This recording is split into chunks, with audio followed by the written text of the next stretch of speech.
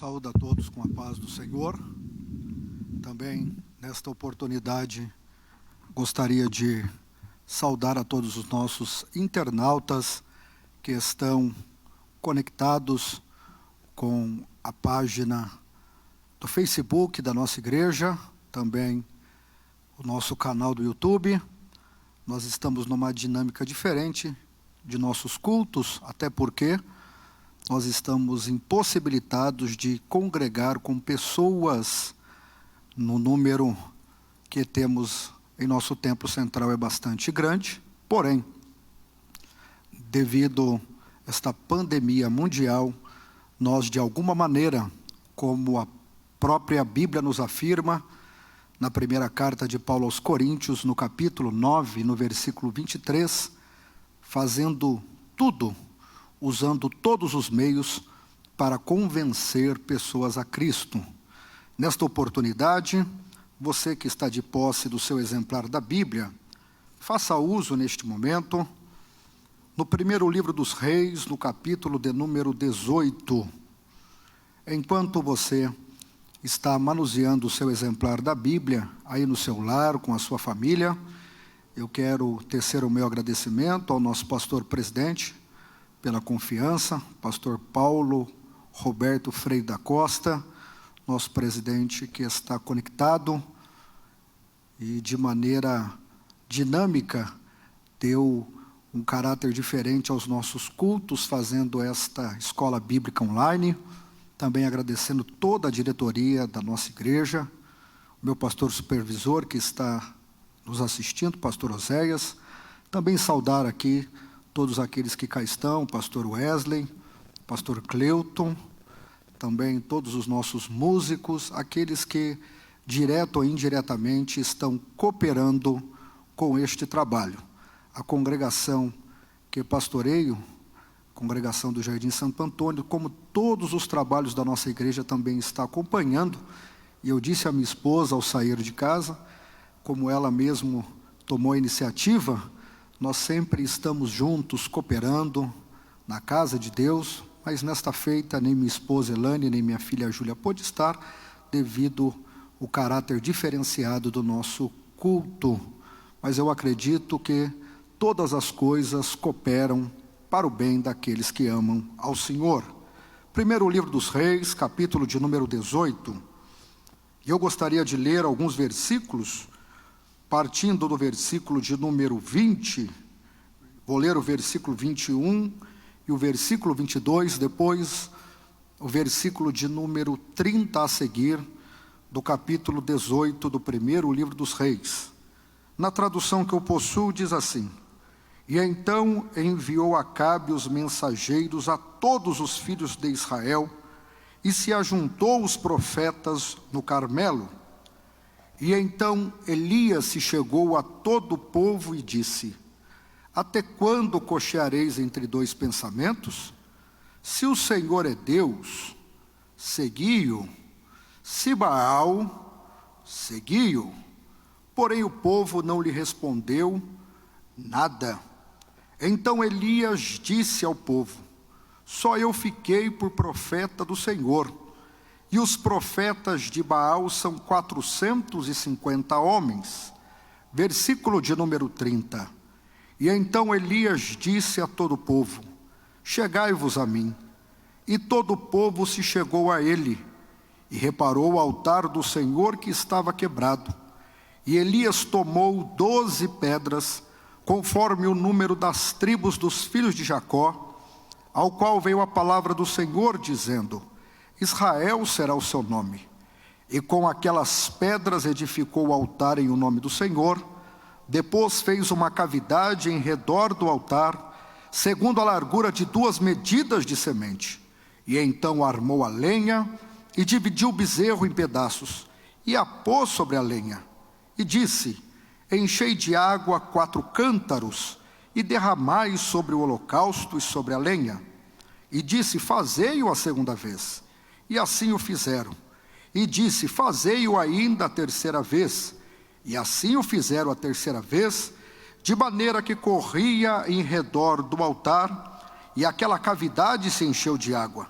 Sucedeu, pois, que oferecendo a oferta de manjares, o profeta Elias se chegou e disse: Ó Senhor, Deus de Abraão, de Isaque e de Israel, manifeste-se hoje que tu és Deus em Israel, e que sou teu servo, e que conforme a tua palavra fiz todas as coisas. Amém.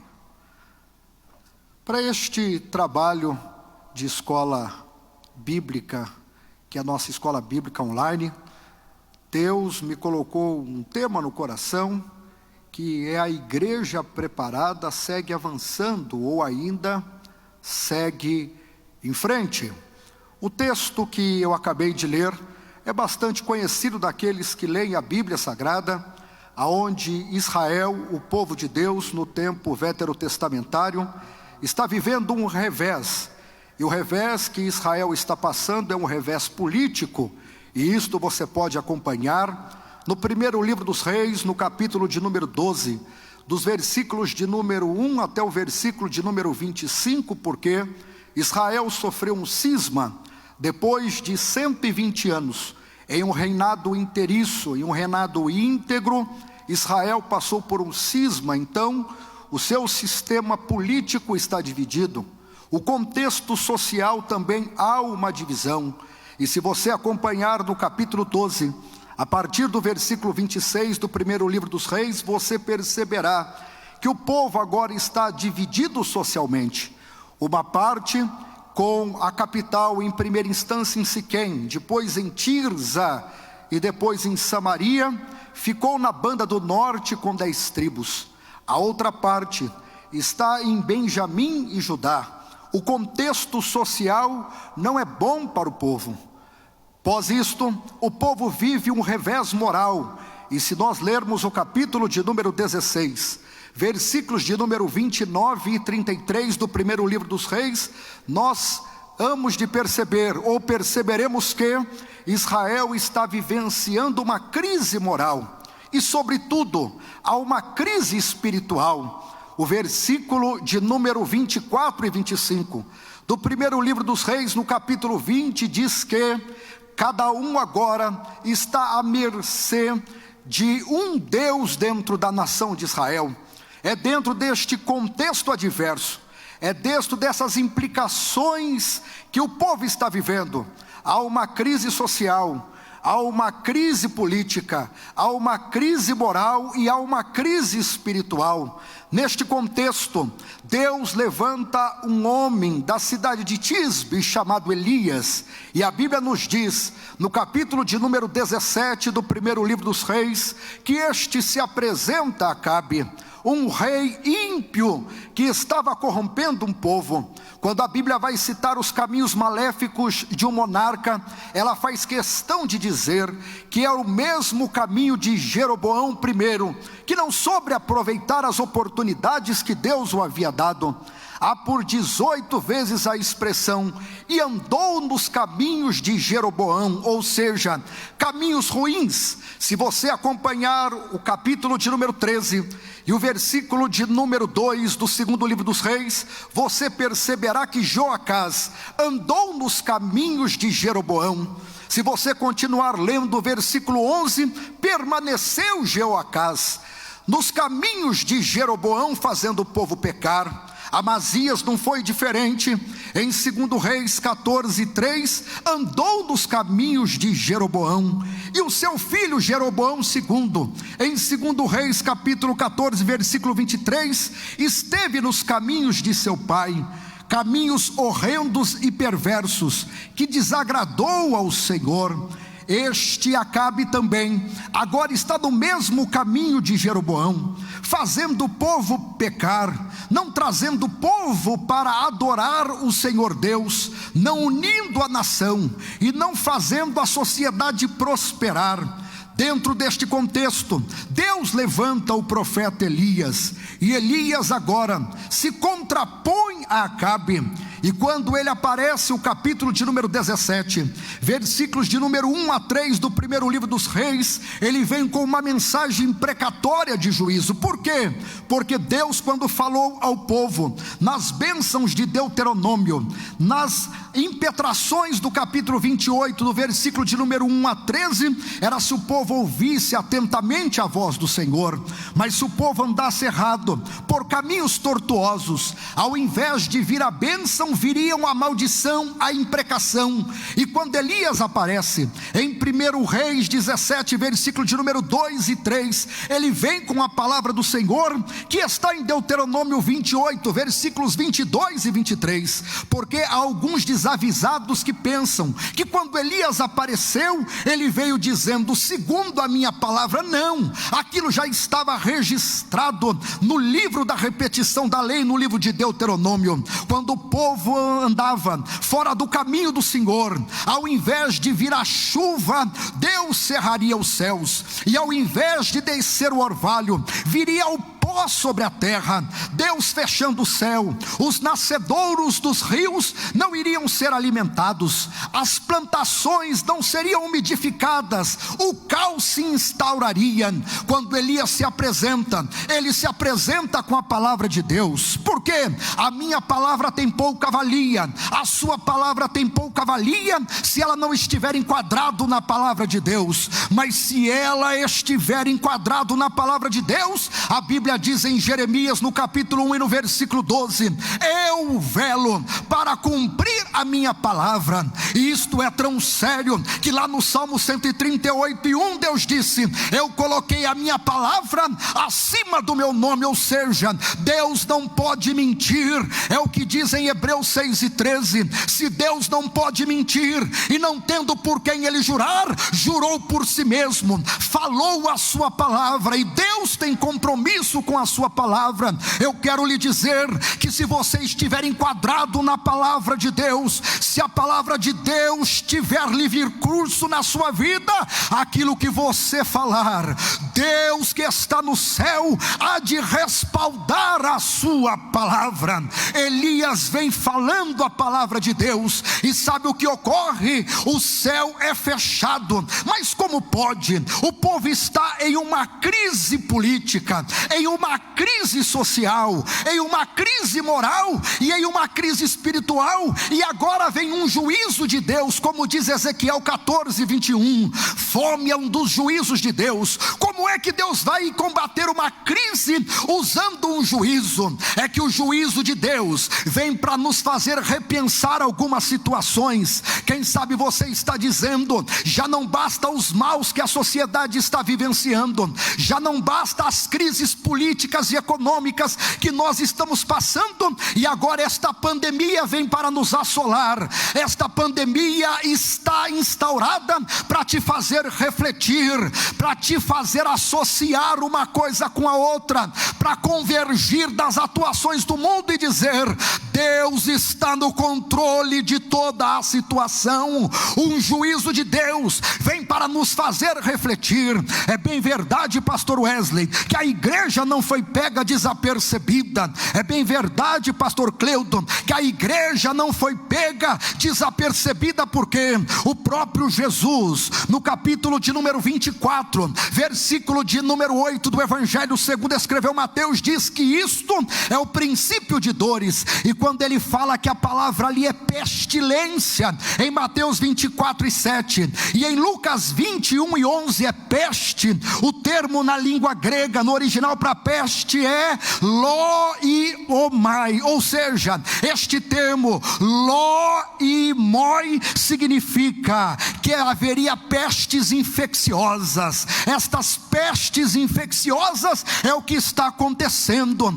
este surto pandêmico. Mas a igreja já foi avisado, porque Deus não faz nada, Deus não faz nada. Amós capítulo 3 versículo 7, sem primeiro avisar os teus filhos, quando foi destruir a Sodoma e Gomorra, no capítulo 18 e 19 do livro de Gênesis, falou primeiro a Abraão, Então Deus já nos avisou, Ele já falou conosco dizendo: vem pestes, vem pestilência. E esta pestilência foi avisado pelo próprio Jesus, e aquilo que Jesus falou há de acontecer. Elias então vem dizendo que a fome há de aperceber o povo. Mas pós isto, quando a fome chega, parece que agora o Senhor tem uma outra diretriz para Elias. E o que é que Deus fala a Elias? Elias pensa que vai profetizar, Elias pensa que Deus vai usá-lo agora de maneira poderosa, e Deus não faz isto. Deus diz: Elias, levanta-te e eu faço o quê? Vá para a região do Querite. Você bem sabe que o termo Querite significa escondido, ocultado, guardado. Como é que pode Deus usar um profeta com uma autoridade sem igual, e agora ele tem que se resguardar, ele tem que se ocultar, ele tem que se esconder?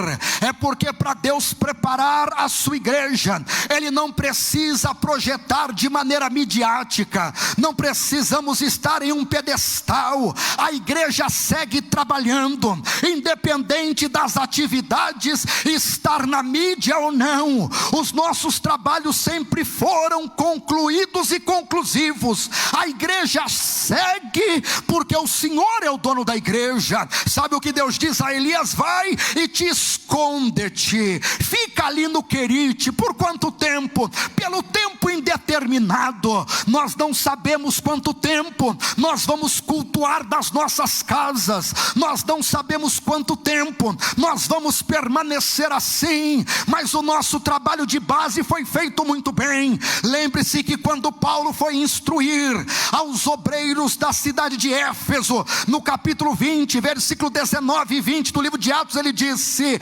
eu vos anunciei a palavra do Senhor publicamente e de casa em casa. Sabe o que Paulo está dizendo? Eu fiz o trabalho diante de todos, eu me apresentei, eu estava explícito, porém o meu trabalho de base não deixou de ser feito. A igreja tem um trabalho de base. Nós começamos nas casas, os nossos crentes estão cultuando, eles não vão desviarem, não vão pegar uma vereda errada, porque o nosso trabalho foi feito e nós vamos concluir este trabalho que o Senhor nos colocou a fazer. Elias está ocultado, está guardado, e Deus vai cuidar de Elias, dizendo em 1 Reis 17, versículo de número 5 a 8, Deus disse: eu vou te alimentar de manhã e à tarde, vais comer pão de manhã, vais comer carne de manhã, terá proteína e carboidrato. Deus também disse: à tarde virá pão e virá carne, e você bebe da água do Querite. Enquanto você está guardado por Deus, o Senhor vai cuidar de você.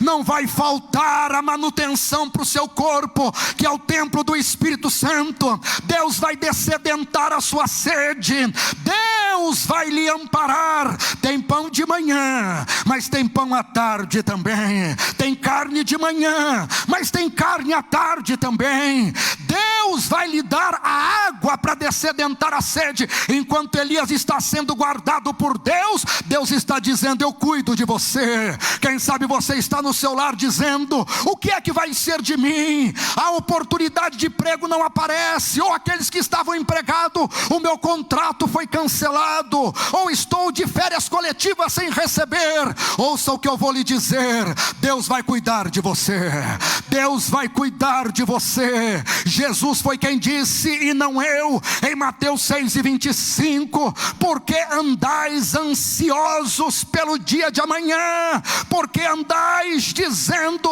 o que comeremos, o que beberemos, ou o que vestiremos? Vejam só as aves do céu, elas não trabalham e o vosso Pai alimenta. Vejam os lírios do campo, como eles crescem, eles não trabalham e nem fiam, e o vosso Pai celestial faz crescer os lírios do campo, se Deus dá alimentação aos pássaros e também aos lírios do campo, que diz o versículo 29, que são queimados à tarde, não cuidará de vós, homens de pequena fé? Porque andais dizendo: o que comeremos, o que vestiremos, ou ainda o que calçaremos? Não é a vida maior do que o corpo? Ele está dizendo: eu tenho te dado vida, você está vivo. E sabe o que a Bíblia diz em Isaías 38:19? Os vivos te louvarão, os vivos te louvarão, como hoje faço. Elias está sendo cuidado por Deus, mas e quando secou a água do Querite, Deus disse: vai a Sarefate, e chegando lá, eu vou cuidar de você. 1 Reis 14, versículos de número 1 Reis 17, versículos de número 13 e 14. Ele chega a Sarefate, a mulher está vivendo um tempo de crise, não tem o que comer, não tem ainda o que beber em demasia, não está sobrando, a despensa está vazia. Sabe o que ocorre? O Senhor diz a Elias: eu vou te prosperar em Sarefate. Como assim? A mulher tem só um pouquinho de azeite, tem só um pouquinho de farinha, ela tinha um pouco de água para dar ao profeta. E como é que o Senhor envia Elias a um lugar que está em escassez? Porque se a Bíblia tivesse dizendo assim em Isaías 58:11, e eu te fartarei em abundância, não seria nenhuma novidade. Se a Bíblia estivesse dizendo assim, e eu lhe darei pão quando tudo estiver bem, não seria nenhuma novidade. Mas Isaías 58:11 diz: e eu te fartarei em lugares secos, quando tudo parece escasso, quando já não tem jeito para você, o Senhor te faz alimentar, o Senhor cuida de você. Ele enviou Elias à casa de uma mulher viúva com poucos recursos. É Deus dizendo: em dias de crise eu vou cuidar de você. Se não bastasse tudo isso acontecer, em 1 Reis 17:21, o Senhor ressuscita o filho desta viúva. Enquanto Elias está ocultado por 3 anos e 6 meses, sabe o que ocorre? Deus cuida dele, dando o seu alimento. Deus prospera Elias em dias de crise, e Deus faz ressuscitar o filho da viúva, fazendo um milagre. É Deus dizendo: enquanto você estiver ocultado diante dos homens, mas estiver presente diante de mim, o alimento não vai faltar. Se houver crise, eu te faço prosperar. E se precisar de milagres, conte com o Senhor, porque Deus é este que faz milagres. Elias está guardado, por quê? Porque Deus está dando experiências pessoais para Elias. A primeira fase de Elias está em 1 Reis 17, versículos de número 1-3. Levanta-te e esconde-te. A segunda fase de Elias está em 1 Reis 18:1. Levanta-te e apresenta-te. Hoje nós estamos guardados, hoje nós estamos reclusos, hoje nós estamos ocultados, hoje aparentemente estamos escondidos, mas daqui a pouco nós não sabemos o tempo. O Senhor diz: é hora de levantar e te apresentar de novo, é hora de você se demonstrar de novo, é hora de você estar presente de novo. Isto é uma fase que Deus está nos dando, nesta fase de preparo. Por que é que Deus está me resguardando? Para você ter experiências pessoais com Deus. Não dá para viver de experiências terciárias, nós precisamos ter experiências pessoais com Deus. Eu gosto de ler o Salmo dos Cativos, o Salmo 126, e o versículo 2 e 3 diz assim: grandes coisas fez o Senhor àqueles. Mas ele usa um plural majestático no versículo 3 e diz: mas fez por nós, e por isto estamos cânticos alegres. Não fez por aquele somente, não, fez por você também. Você precisa ter uma experiência pessoal com Deus. Aqueles que se desviam, que estão retrocedendo por qualquer motivo, é porque não tiveram uma experiência pessoal com Deus. Aqueles que têm experiência com Deus, estando presente no templo ou não, estando cultuando ou não, estando na igreja ou não, ele não se desvia. Por quê? Porque ele tem uma experiência com Deus. O que Deus falou com ele é singular. Elias agora tem uma experiência com Deus, e sabe o que ele vai fazer? Ele vai se apresentar, e quem propõe o desafio não é Acabe, é Elias. Quando nós lemos o versículo de número 20 do capítulo 18 do primeiro livro dos Reis, Acabe faz se ajuntar a guarnição ou as guarnições dos seus profetas falsos. Enquanto eles ali estão, 400 profetas de Azera, 1 Reis 18 e 19, e 450 profetas de Baal, 1 Reis 18 e 22, 850 profetas falsos. E eles marcaram um encontro com Elias lá no Monte Carmelo, lá na possessão de Azer, como nos diz Josué 19 e 26. Enquanto eles ali estão, Elias está também, porque quem propôs o desafio foi Elias. Elias tem experiência com Deus, ele está preparado. A igreja que tem experiência com Deus não vai sucumbir a nenhum mal. Eu estava lendo ainda nesta manhã aquele livro do pastor Benjamin Scott, As Catacumbas de Roma. Os crentes cultuavam em lugares subterrâneos, estavam ali numa perseguição ferrenha do Império Romano, mas eles não negaram a fé. Eu li o livro do pastor Alexandre chamado A Perseguição. Os crentes no Vietnã não tinham Bíblias, eles tinham algumas porções, e eles então gravavam as escrituras para compartilhar com os outros, e não podendo ocultar aquelas partes das escrituras, quando alguém vinha ter com eles, eles comiam a Bíblia para dizer assim: eu preciso guardar na mente para passar aos outros o que eu aprendi das escrituras, e não deixar vestígio para que ninguém morra aqui. Outros homens e mulheres de Deus padeceram tantas situações e não negaram a fé. Conosco também, nós não vamos negar a fé, nós estamos diante de Deus. Então Elias diz assim: olha, vamos para o Carmelo. Chegando lá no Carmelo, os profetas falsos ali estão, e vocês bem sabem que quando alguns se deparam com uma turba, com uma multidão, com uma porção de gente, alguém tende a mudar de lado. Elias contemplou 850 profetas falsos, e aquele adágio popular queria calar naquele momento, mas não teve guarida. Se não pode com eles, ajunte-se a eles. Elias disse: não, eu prefiro ser um com Deus do que ser 851 sem a presença de Deus. Nós vamos avançar, sabe por quê? Nós não precisamos estar na numerolatria da maioria, não.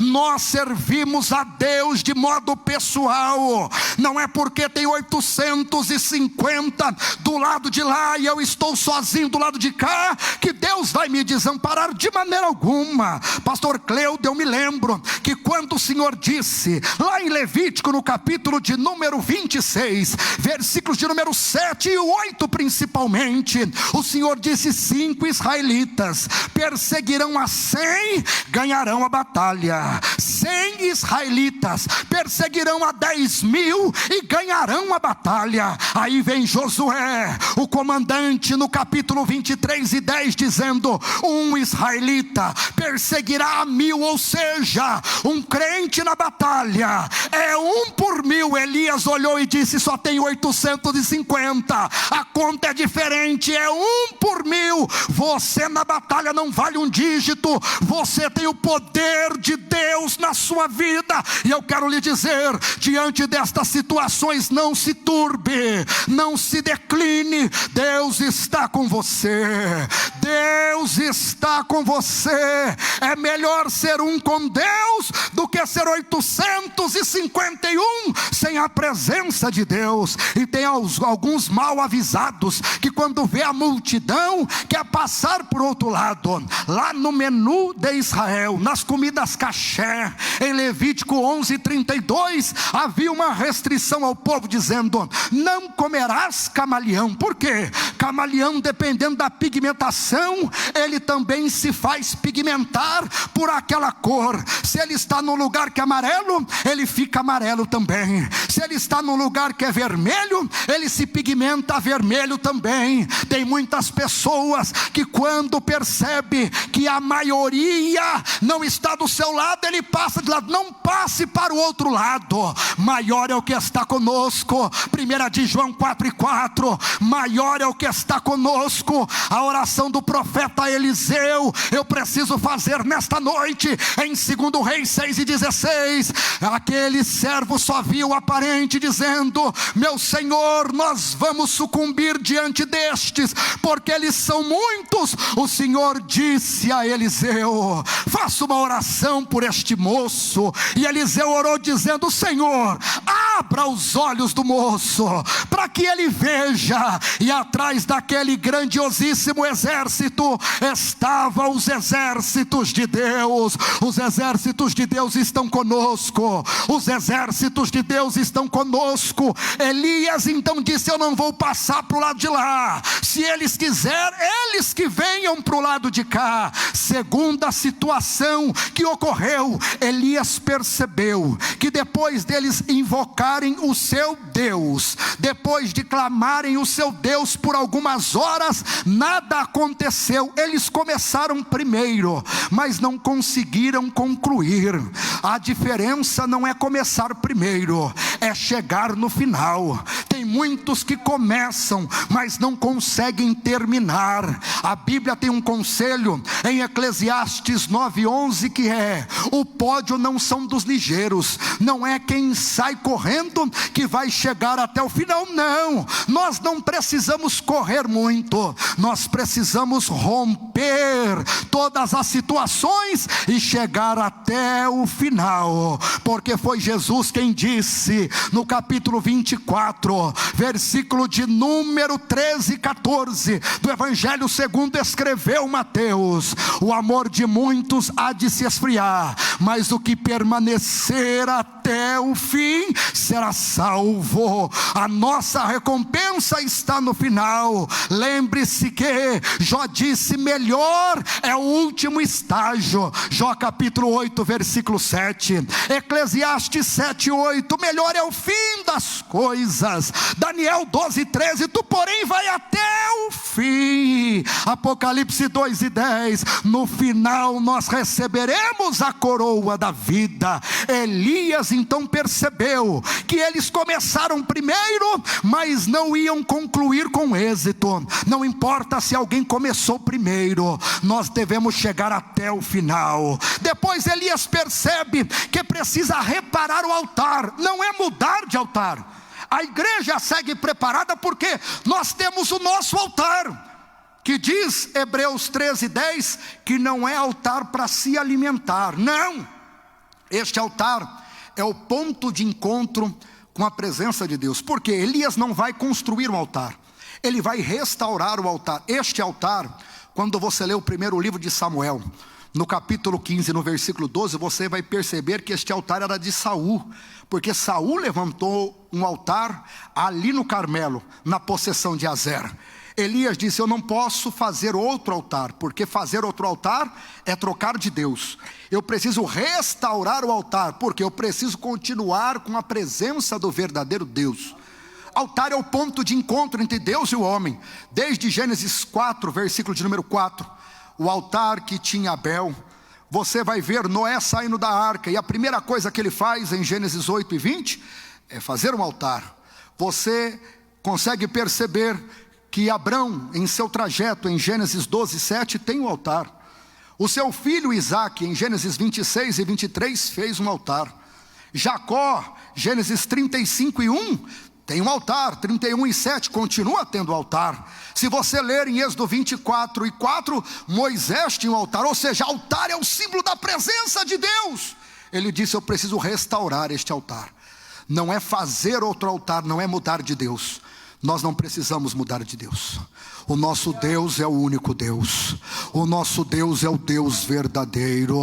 O que precisa é restaurar. E Deus nos deu este mistério, que Paulo disse em 2 Coríntios, capítulo de número 5, versículos de número 11 e 18. O mistério da reconciliação. Nós fomos colocados para reconciliar. Você é a reconciliação que Jesus quer usar para os homens estar reconciliados com Deus. Nós sabemos que todos os méritos são de Jesus, mas Ele usa os seus filhos para assim fazer. E como é que Elias vai restaurar o altar? Repare, olha o que o texto diz, a partir do versículo de número 31. Elias tomou 12 pedras. O altar é restaurado com pedras. Cada pedra simbolizava o quê? Um filho de Jacó. Quando você vai ler Gênesis 29, versículo 32, os 4 primeiros filhos de Jacó foi com Leia. Gênesis 29 e 32 diz que o primeiro filho é Ruben, eis aí um filho, ou filho do arrimo. Versículo 33 do capítulo 29 de Gênesis, Simeão, Deus me ouviu na aflição. Gênesis 29, versículo de número 34, Levi, Deus ajunta. Gênesis 29 e 35, Judá, louvor. 4 os primeiros filhos foram com Leia. Raquel não pôde ter filho, e ela disse: meu esposo Jacó, deita-te com minha escrava, e ela lhe dará filhos, e serão meus filhos. Aí você vai ler em Gênesis capítulo 30, versículo de número 6, o primeiro filho que nasceu, Dan, o Senhor é meu juiz. Após isto veio o segundo filho de uma escrava chamado Bila, e esta teve o segundo filho e colocou o nome de Gade. Após isto, ficou envaidecida Leia e disse: não, eu tenho uma escrava também, se chama Zilpa. Gênesis capítulo 30, versículo de número 11. Ela vai se deitar com meu esposo, e vamos ver se o Senhor se agradar de nós, teremos filhos. E Zilpa teve 2 filhos. O primeiro filho colocou o nome de Naftali. Depois o segundo filho colocou o nome de Issacar. Deus abriu o ventre de Leia de novo, e lá no capítulo 30, versículo de número 18, ela tem um outro filho, colocou o nome de Issacar. O Senhor me fez prosperar. E veio outro filho, Zebulon, o Senhor é minha morada. Gênesis capítulo 30, versículo 24, Deus se lembrou de Raquel. Teve José. E Gênesis 35, 18, veio Benjamim, o filho da honra. Se cada filho, pastor Wesley, é um momento que vivenciou Jacó com suas esposas, e ele tem um significado de marco. O primeiro filho, Ruben, eis aí um filho, é o filho do arrimo. Mas veio o próximo, Simeão, o Senhor me ouviu em meio à aflição. Gênesis 29 e 33. Elias vai restaurar o altar com as pedras que representam os filhos de Jacó. E repare, este altar não é 100%, este altar aqui não é 100% Naftali. Gênesis 30, versículo 8, porque Naftali é minha luta.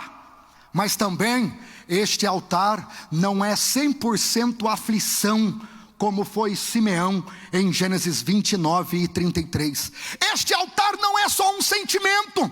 Este altar não é Azazer, somente minha felicidade. Este altar não é Issacar, minha prosperidade. Issacar é o que faz prosperar. Não é somente o altar, não é somente próspero. O altar é uma pedra para um sentimento. Eu aprendo o quê? Nós estamos construindo o nosso altar com os sentimentos mistos desta terra. Tem dia que eu tenho uma aflição, é Simeão, Gênesis 29 e 33. Mas tem dia que eu tenho felicidade, é Azer, Gênesis capítulo de número 30, versículo de número 13.